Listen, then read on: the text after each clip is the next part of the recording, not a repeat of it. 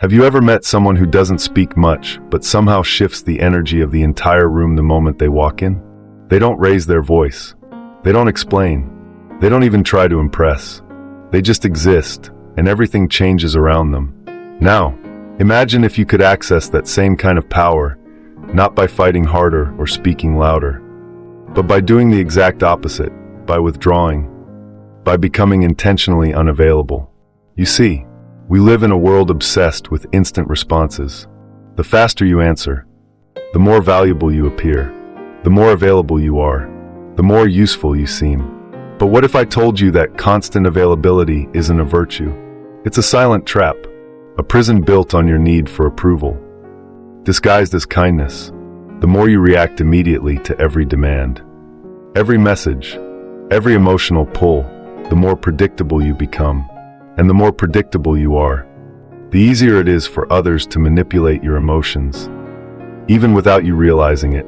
But something incredible happens the moment you step back. When you stop being emotionally accessible to everyone, the world begins to shift. People who once took you for granted now find themselves confused, unsettled. They wonder why the button they used to press no longer works. True power isn't loud. It's not in being everywhere, doing everything, pleasing everyone.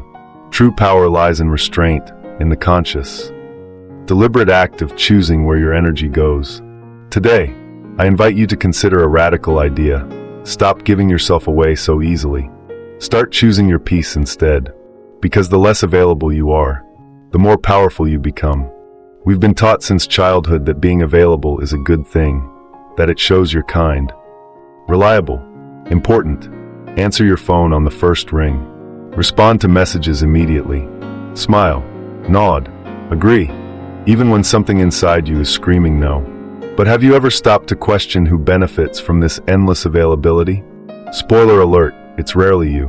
When you're always emotionally available, you unknowingly invite people to depend on you in ways that drain your spirit. You become their therapist, their emergency button, their emotional landfill. They don't come to you because they respect your time or energy. They come because they know you'll always say yes. And what happens to you? Each time you respond out of obligation instead of choice, a small piece of your energy chips away. Each time you suppress your own needs to please someone else, you abandon yourself just a little more. Until, one day, you wake up exhausted, irritable, hollow, and you can't even explain why. It's because you have spent your life reacting, not living. People start to expect it from you. Your availability becomes a habit, not just for them, but for you, too. And habits are hard to break, especially when they're tied to your identity. I'm the reliable one. I'm the helper. I'm the peacemaker. But what if I told you this identity isn't your truth? It's your prison. You weren't born to be an emotional fire extinguisher. You weren't designed to be at the mercy of every call, every cry, every crisis. You were made for something deeper, quieter, and infinitely more powerful: peace. Here's the hard truth. When you're always available, people stop seeing you as a person. You become a service, a function, a utility. And what happens to utilities? They're used when needed, forgotten when not. Even worse, your constant availability sends a signal. My time doesn't matter. My energy is infinite. My boundaries are negotiable. And trust me, people believe what you show them. The more you give, the less they value you, because what's abundant becomes invisible. What's free becomes cheap. It's human nature. We don't treasure what we don't have to earn. This isn't just about personal relationships, either. It's in your work, your friendships, even casual acquaintances.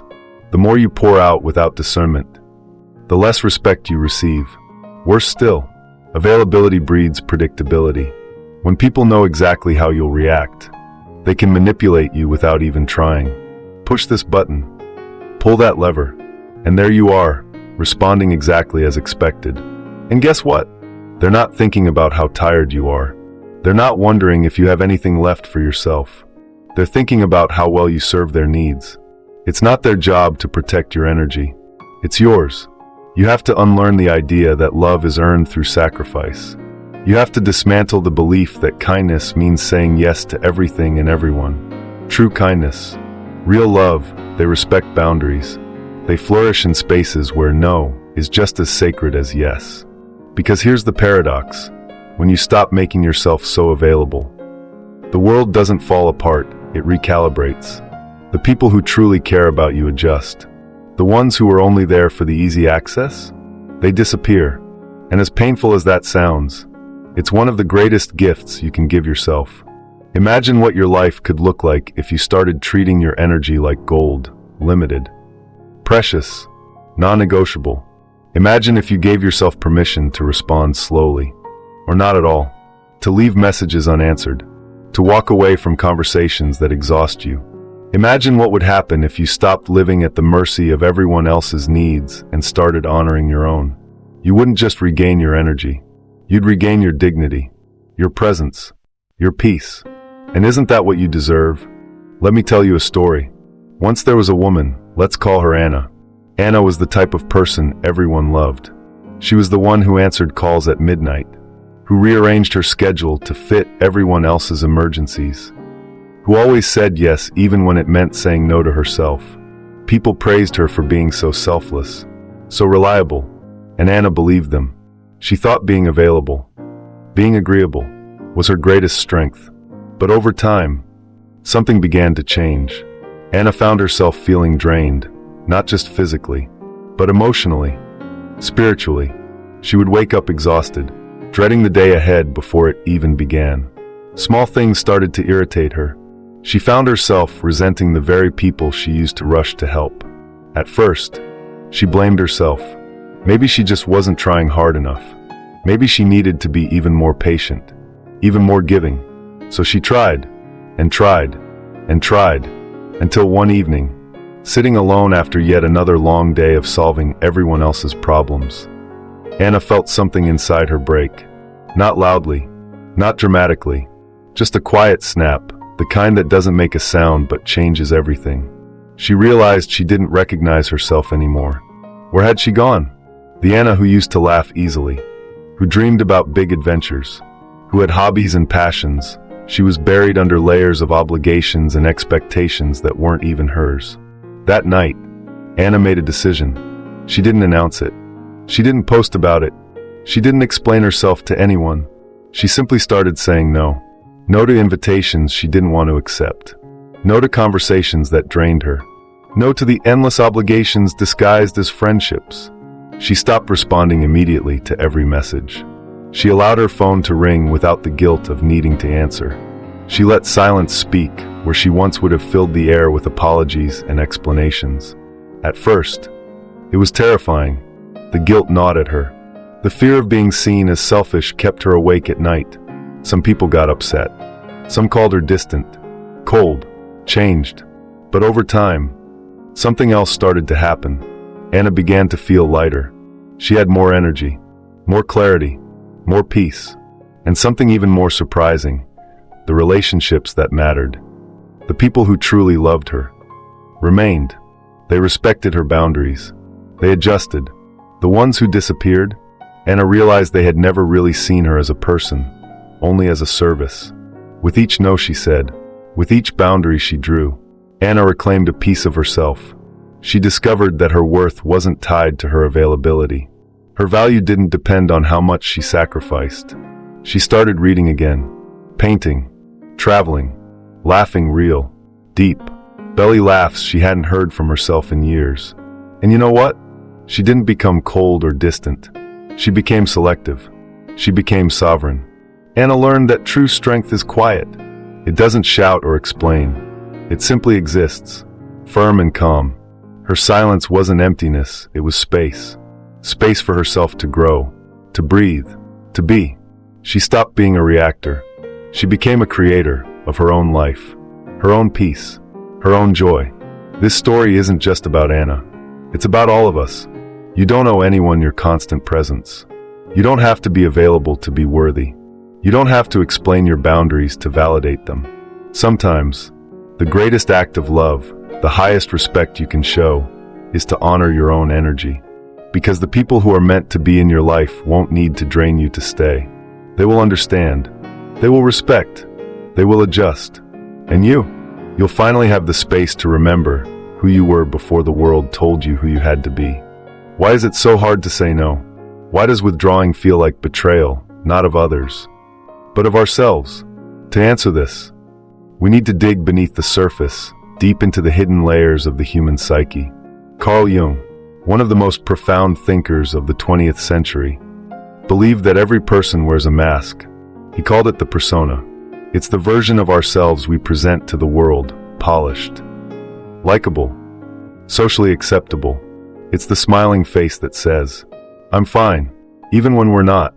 It's the agreeable voice that says yes when every fiber inside us screams no. The persona is necessary. Without it, society would collapse into chaos. We need some degree of adaptation to live among others. But when the persona becomes all we are, when we confuse the mask with our true self, we lose something vital. We lose authenticity. We lose the ability to say, "This is who I am," with or without your approval. Beneath the persona lies what Jung called the shadow, the parts of ourselves we hide, deny, or reject, the anger, the fear, the resentment, the impulses we've been taught are unacceptable. But here's the irony: what we suppress doesn't disappear. It grows, it festers, and worst of all, it leaks into our lives in unhealthy ways through passive aggression, burnout, bitterness. When you're constantly available, when you never say no, it's often the persona at work. You're trying to maintain an image. I'm helpful. I'm good. I'm selfless. But deep down, the shadow is brewing, growing restless, waiting for the moment it bursts through. And burst it will, either through quiet resentment or loud collapse. But Jung didn't just stop at describing the persona and the shadow. He went further. He spoke of psychic energy, the life force that powers your mind, your emotions, your actions. Think of it like a battery. Every thought you think, every emotion you feel, every action you take consumes a bit of that energy. Now, imagine spending that energy responding to every request, reacting to every criticism, engaging in every argument. What happens? The battery drains. You become emotionally bankrupt, tired, irritable, empty. Here's the crucial point. Psychic energy is finite. It needs careful management, just like money or time. And yet, most of us spend it recklessly, giving it away to anyone who asks, wasting it on things that don't nourish us, scattering it across 100 meaningless tasks. But what if you started treating your energy as sacred? What if you stopped seeing your availability as a virtue and started seeing it for what it often is, a leak? Imagine reserving your energy for things that truly matter, for relationships that uplift you, for work that inspires you, for silence that heals you. Jung believed that the key to a healthy psyche is conservation, knowing when to engage and when to withdraw, when to speak and when to stay silent. It's not about being cold or distant. It's about being wise with your inner resources. When you react impulsively, you scatter your energy. When you respond deliberately, or choose not to respond at all, you consolidate it.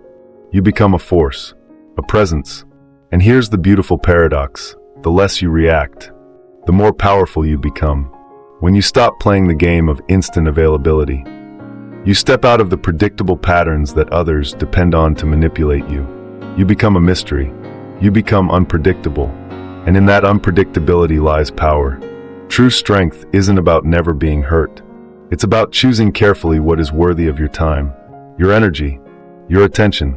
The world will keep demanding. People will keep asking. Crises will keep arising. But you will no longer be a puppet pulled by invisible strings. You will be sovereign. Because the truth is, the only person responsible for guarding your energy is you. Let's get painfully honest for a moment. What if the very thing you believe makes you loved, your endless availability, your willingness to say yes, your immediate response, is actually what makes people respect you less? What if your constant presence isn't seen as a gift, but as a given? This is the brutal truth most people avoid. What is always available is rarely valued. Think about it. What do we treasure more, the rare gem or the pebble you can pick up anywhere? Scarcity creates value. Boundaries create respect. But most of us were never taught this. We were taught to equate availability with love, compliance with goodness, and sacrifice with virtue. We were conditioned to believe that if we're not immediately present for others, we're being selfish, cold, or heartless. Nothing could be further from the truth. Constant availability teaches others that your time, your energy, and your presence are unlimited, and worse, that they can be demanded at will. Every time you say yes when you mean no, you reinforce a dangerous message: my needs don't matter. Every time you react immediately, you tell the world, you can control me. Over time, people stop asking if you're okay. They stop wondering if you're tired. They don't even notice when you're drained, because you've trained them not to. You see, we teach people how to treat us. If you're always there, without boundaries, without hesitation, you stop being seen as a person. You become a tool, used when needed, forgotten when not, an emotional vending machine. And the scariest part, you start to believe that this is all you're good for. You internalize the belief that your worth is measured by how much you can give, how available you can be, how quickly you can respond. But here's the truth no one told you. Love that depends on your self-abandonment isn't love. It's dependency. Respect that requires your silence isn't respect. It's convenience. The more you diminish yourself to keep others comfortable, the more invisible you become, not just to them, but to yourself. You shrink. Your dreams shrink. Your voice shrinks. Your presence shrinks. And one day, you look around and realize you're surrounded by people who don't even know you, because you've never shown them the real you. You've only shown them the version that serves their needs. But here's the breakthrough. The day you decide to withdraw, to set boundaries, to stop reacting, that's the day everything changes. At first, people will resist. They'll accuse you of being distant, cold, unkind. They'll say you've changed. And you know what? They're right. You have changed. You're no longer playing by their rules. You're no longer handing over your energy like it's a free buffet. You're no longer the predictable, always available version of yourself. You're becoming sovereign. You're becoming rare. And with rarity comes value. The people who truly care will adjust. They will respect the new you, the one with boundaries, the one who knows their worth. The ones who disappear, let them. Their departure isn't a loss. It's a revelation. It shows you who was never truly there for you, only for what you could provide. True love, true respect, true connection. They don't demand your availability. They honor your sovereignty. They don't punish you for having boundaries. They celebrate them. So here's the reality breaker. Your value doesn't increase the more available you are. It increases the more you protect your energy. You don't owe anyone an explanation for choosing yourself. You don't have to justify your silence, your distance, your boundaries. Choosing yourself is not selfish. It's necessary. It's revolutionary. It's the first step back to your own life. So what happens after you wake up to this truth? What happens after you realize you've been trading your peace for approval, your energy for acceptance, your soul for a fleeting sense of belonging? You begin the hardest and most beautiful journey of all, reclaiming yourself. But make no mistake, transformation doesn't happen with a snap of the fingers. It's not about posting a few inspirational quotes and expecting life to change overnight. It's about consistent, deliberate, often uncomfortable choices that slowly rebuild the foundation you lost. The first step is deceptively simple: pause. Before you answer the phone, before you reply to that text, before you say yes to another favor, stop, breathe. Ask yourself a radical question. Do I want to engage with this? Not should I. Not will they be mad if I don't. But do I truly want to? This small pause is a crack in the automatic reflex of people-pleasing. And through that crack, light begins to enter. The second step, permission. Give yourself permission to disappoint people. Let that sink in. You've spent so much of your life trying not to let anyone down that you've forgotten the most important person you're responsible for, yourself. Disappointing others is inevitable if you are truly living. The real tragedy is disappointing yourself by living a life designed by others' expectations. Start small. Say no to something low stakes. Delay your response to a non-urgent message. Skip a gathering you don't feel aligned with. Each small act of permission builds the muscle of self-respect. Third, redefine your worth. You are not valuable because you are available. You are valuable because you exist. Full stop. Your presence, Your attention, your energy, these are gifts. Scarce, precious, irreplaceable gifts. Start seeing them that way. Imagine if every decision you made was filtered through this question. Is this worthy of my energy? Not am I good enough to do this? Not will they like me if I say yes? But is this worthy of me? Fourth, silence is strength. Understand that silence is not weakness. It's not indifference. It's mastery. Silence says, I am not obligated to respond. Silence says, I choose when and how to engage. Silence says, I am not here to be consumed. It's in the stillness that you reclaim the psychic energy you've been leaking for years. It's in the stillness that you hear your own voice again, faint at first, but growing stronger with each day of disciplined restraint. And yes, it will feel uncomfortable at first. You'll feel guilty. You'll feel selfish. You'll feel like a bad friend, a bad partner, a bad daughter, son, sibling, employee. But those feelings are not truth. They are echoes of your conditioning. Stay the course. Fifth, detach from reactions. When you start pulling back, some people will not react well. They might get angry. They might guilt trip you. They might call you selfish, cold, changed. Let them. Their reaction is not your responsibility. Your responsibility is to your inner peace. Carl Jung once said, everything that irritates us about others can lead us to an understanding of ourselves. Their irritation reveals their dependency. Their discomfort reveals the places where you were once complicit in your own exhaustion. Let their discomfort be their teacher, not your burden. Sixth, celebrate your sovereignty. Every no you say, every moment you choose yourself over the chaos of others, is a victory. It's a declaration. I am not here to be consumed. And the longer you walk this path, the more natural it becomes. The guilt fades. The fear diminishes. In its place grows a calm, steady strength, the kind that doesn't need to announce itself. The kind that radiates without effort. You stop explaining. You stop defending. You stop justifying. You just live fully, freely, and unapologetically. This is not the loud, flashy kind of transformation. It's the quiet revolution of self-respect, the subtle, profound return to your own center. It's not easy. It's not quick, but it's worth everything, because in the end, you realize the peace you were searching for was never out there. It was waiting for you all along, on the other side of availability, on the other side of people-pleasing, on the other side of fear. It was waiting inside you. There's a moment, and if you're quiet enough, you'll feel it, when everything inside you shifts. It's not a loud moment. It doesn't come with fireworks or applause. It comes with silence. At first, the silence feels empty. You're used to noise, the endless conversations, the constant validation, the reassuring buzz of being needed. Without it, you might feel hollow, lonely, even a little scared. But wait, stay with it, because just beneath that initial discomfort, something extraordinary begins to happen. The silence isn't empty. It's full of things you've forgotten, dreams you buried, ideas you abandoned, pieces of yourself you gave away just to belong. You start to notice things again, the sound of your own breath, the quiet whisper of your intuition, the way your body relaxes when no one is pulling at your energy.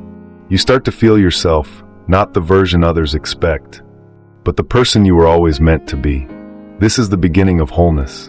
Carl Jung believed that the process of individuation, the journey toward becoming fully yourself, required stepping away from the collective noise. It required shedding the masks, dismantling the persona, integrating the shadow. It demanded solitude, sacred solitude, because in the silence, in the solitude, you're forced to confront not who you pretend to be, but who you truly are. You discover that you are not fragile. You are not dependent on others' approval to exist. You are not a sum of your reactions or sacrifices. You are sovereign. You are complete. And here's the paradox. The more you retreat into yourself, the more you stop striving to be understood, the more powerful and magnetic you become. Not because you're shouting louder, not because you're more available, but because you radiate authenticity, and authenticity is rare.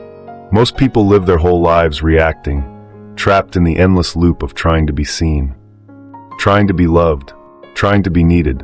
Few dare to step back, to choose peace over approval, to choose self-respect over validation. But you are one of the few. When you choose yourself, you don't just change your own life, you change the way the world responds to you. You stop attracting chaos. You stop tolerating emotional crumbs. You stop being the easy target for manipulative, energy-draining dynamics. Instead, you start drawing in what's real, relationships built on mutual respect, work that aligns with your soul, friendships that nourish rather than deplete you. But be warned, not everyone will celebrate your transformation. Some will resent your boundaries. Some will call you selfish, cold, distant. Some will leave. Let them. Their discomfort is not your responsibility. It's not a sign that you're wrong. It's a sign that you're no longer willing to abandon yourself to make others comfortable. And in that loss, in that sacred shedding, you gain something far greater. You gain yourself, your true self, the one who is steady in the face of chaos, the one who chooses silence over needless noise, the one who understands that peace isn't something you find, it's something you protect. And it's only in protecting your peace that you can fully live. You will lose people. You will lose old versions of yourself. But you will find clarity. You will find strength. You will find a depth of joy that doesn't depend on the approval of the crowd. This is not the easy path. It's not the popular path. It's the path of the few, the brave, the awakened. It's the path back to yourself. So I'll ask you now, as we near the end of this journey, are you ready to be misunderstood? Are you ready to be judged, criticized, even rejected, not because you're wrong, but because you finally decided to honor yourself? Are you ready to endure the silence, and in that silence, hear the truth of who you really are? Because on the other side of availability, on the other side of constant reaction, there is freedom, there is peace, there is you, the real you, waiting patiently in the stillness. Let's pause for a moment and take it all in. You've traveled a long way through this reflection, from understanding how constant availability drains your energy, to realizing how the persona and shadow influence your behavior, to learning how your psychic energy is squandered by automatic reactions. We've uncovered a hard truth. The more accessible you are, the more invisible you become. We've exposed the cost of people-pleasing, the erosion of self-worth, the quiet burnout that slowly dismantles your spirit. But beyond this harsh reality lies an even greater gift. When you reclaim your energy, when you embrace silence, when you dare to withdraw and become selective with your presence, you don't just protect yourself, you transform yourself. You move from being a reactor to a creator. You stop being a commodity and become a force. You break free from the masks and expectations that once held you hostage. You rediscover the rare, sacred art of being whole within yourself. And yes, it comes at a price. You will lose some people. You will confront discomfort. You will face moments of doubt. But in return, you will gain something priceless, your peace, your power, your authenticity. This is the essence of individuation, not becoming who others expect you to be, but who you truly are. Now, I invite you to reflect.